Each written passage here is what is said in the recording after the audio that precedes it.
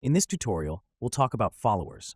I'll come up to my GroBlocks menu and type follow, then select the target offset follower.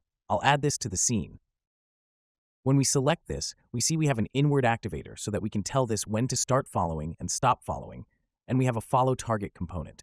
Right now, the follow target component is waiting for a transform to follow. Let's create that now. So I currently have a follower and a follow object.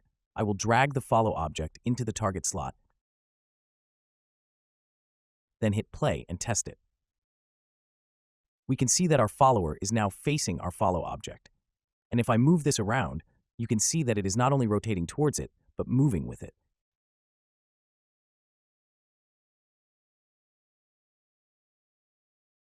If you want this to behave in different ways, we can use the different options available on the follow target component. For example, if we don't want this to follow the position anymore, we can simply uncheck the box. And now it will just look at our object.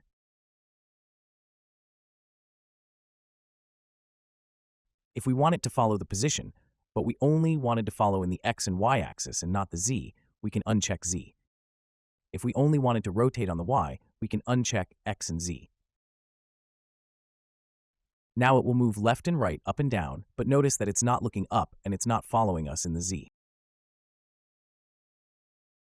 There are many different combinations you can use on the follower component for many different mechanics and functionalities.